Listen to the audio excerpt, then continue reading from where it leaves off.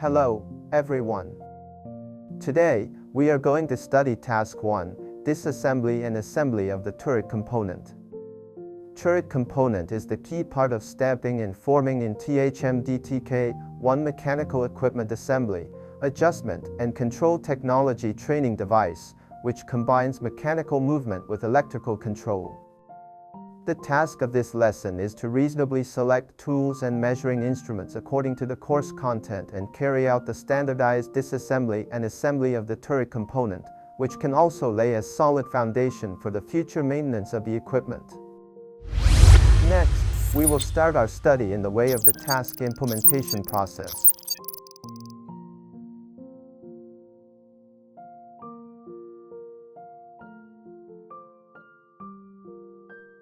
First of all, let's understand the task requirements and contents.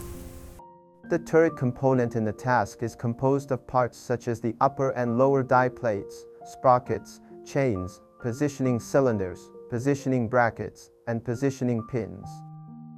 The specific operation content is divided into three parts: preparation, disassembly, and assembly of the turret component. When preparing the tools, they should be neatly arranged to meet the requirements of convenient operation. Moreover, the power supply and air source must be cut off to ensure that the equipment is in a safe shutdown state. When disassembling and assembling the components, the correct tools should be selected, and the parts should be operated according to the process requirements, following the principle of assemble before disassemble, disassemble before assemble. Both the parts and tools should be neatly arranged. When installing the lower die plate, a feeler gauge should be used to accurately measure the gap between it and the blanking support, ensuring that the gap is between 0.05 and 0.1 millimeters. The objectives of this course are divided into knowledge objectives and ability objectives. In terms of knowledge objectives, you should be able to understand the assembly drawing of the turret component, clearly know how the parts are assembled, be familiar with the standard disassembly steps and technical key points, and master the standardized operation of using a feeler gauge to measure the gap. In terms of ability objectives, you should be able to select and use the correct tools according to the structure of the component, and disassemble and assemble the turret component in a standardized manner according to the process requirements. There are some precautions that need to be remembered during the operation. Firstly, the scope of disassembly and assembly and the technical requirements must be the same as those in the assembly drawing. Do not disassemble parts by mistake or omit any parts to avoid damage or incorrect assembly. During the operation, strictly follow the sequence and develop the good habit of standardized operation. Both the tools and components should be placed in a fixed position. The lower die plate is relatively heavy, so when moving it, two people must cooperate well to ensure the safety of people and the equipment. When using a feeler gauge to measure the gap, use a single-piece feeler gauge if the single one is enough. When it is necessary to use them in combination, the number of pieces should not exceed 3. Next is the preparation of tools and measuring instruments. Before disassembling the equipment, it is necessary to fully check the technical status of the equipment, such as its operating status and whether there are any faults. Then, cut off the power supply and air source. In the actual production process, the self-inspection situation should be recorded in detail. Also, prepare the technical materials and the training site, and carefully study the technical documents such as the assembly drawing and the instruction manual. According to the turret component structure, the specific tools are shown in the table. When using them, we should use them in a standardized way according to the operating methods we have learned before. When using the feeler gauge, pay attention to its operating rules. Next is the core part of this lesson, the task implementation link. The first step is to cut off the power supply and air source. Everyone must check carefully to ensure that the equipment is completely powered off and the air source is cut off. The second step is to prepare the disassembly tools to be used, arrange them neatly, and check whether the tools can be used. The third step is to disassemble the chain protective cover. Use a cross screwdriver to loosen all the fixing screws slowly in a cross-shaped sequence, loosening each screw by 1/4 to 1/2 turn each time. Then, remove the protective cover. This can prevent the protective cover from being damaged due to local stress concentration.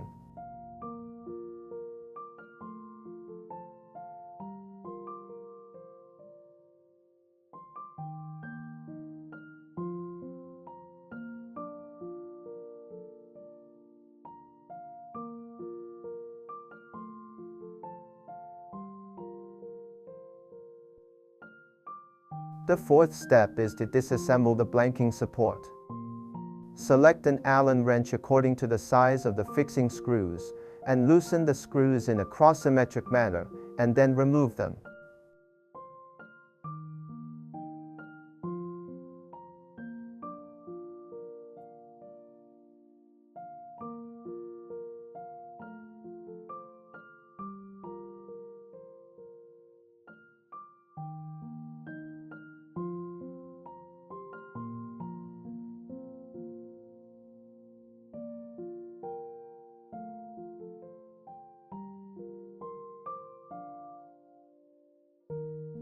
The fifth step is to disassemble the transmission chain of the stepper motor.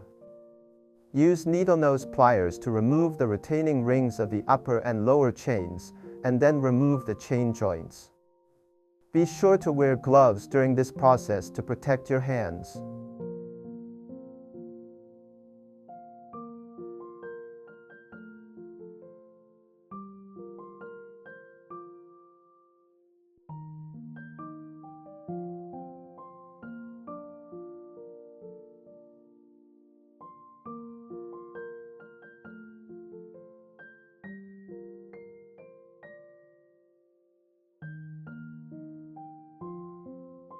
The sixth step is to remove the fixing screws of the lower die plate.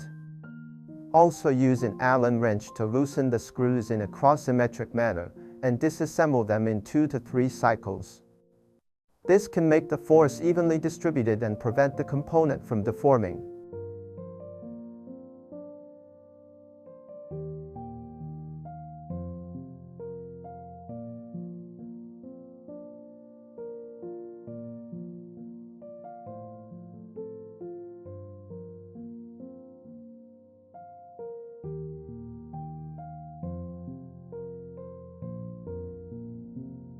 The seventh step, after the disassembly is completed, clean the relevant components with diesel oil, let them dry after cleaning, and store them in categories. Now let's start the assembly.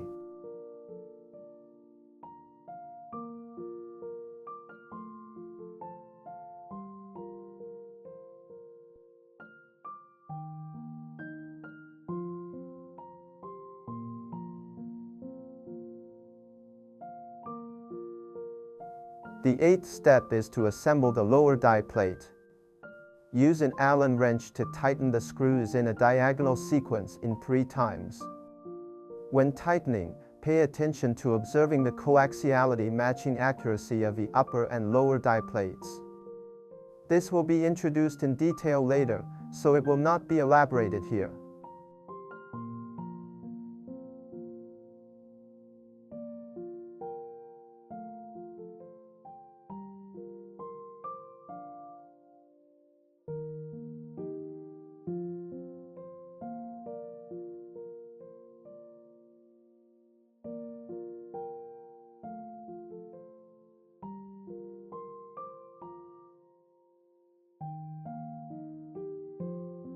The ninth step is to assemble the chain of the stepper motor.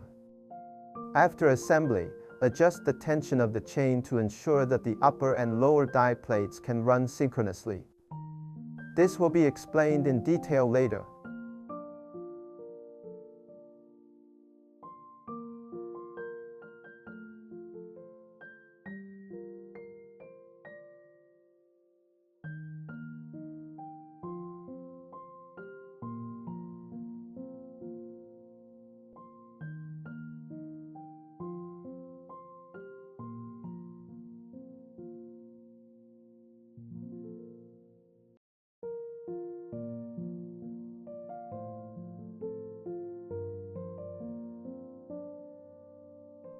The 10th step is to assemble the blanking support.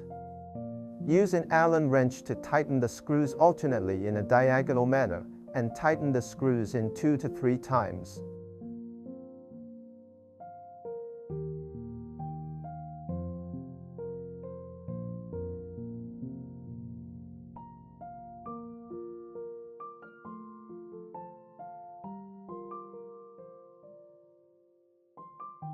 The 11th step is to use a feeler gauge to measure the gap between the lower die plate and the blanking support, meeting the requirement of 0.05 to 0.1 millimeters.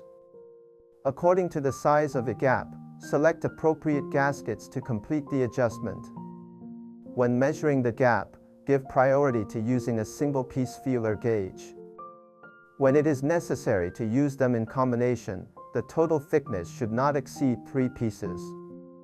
During the operation, insert the feeler gauge into the gap at a uniform speed at an inclination angle of 15 to 30 degrees. Stop when you feel a slight resistance.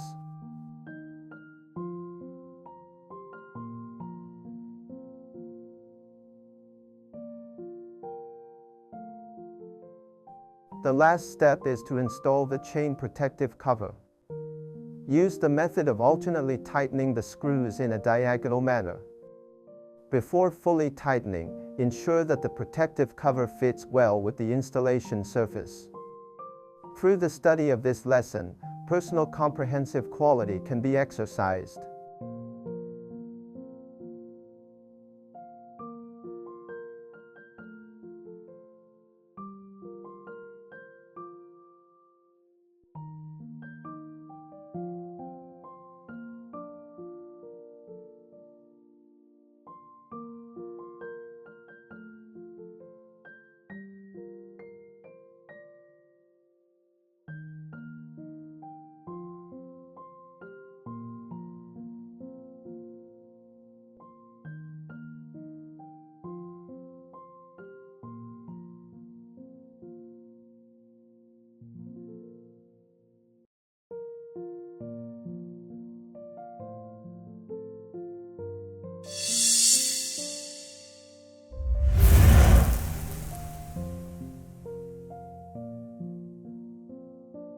When disassembling and assembling the protective cover, pre-tightening the screws in several times to avoid the deformation of the plastic parts reflects the craftsmanship spirit of striving for perfection. In the future work, everyone should also be serious and responsible and pay attention to details. The lower die plate is heavy, and moving it requires the cooperation of 2 people, which can cultivate everyone's awareness of teamwork and safe operation. Wearing gloves when disassembling the chain retaining rings to prevent injury emphasizes the importance of safe production. Everyone must put safety first in future work.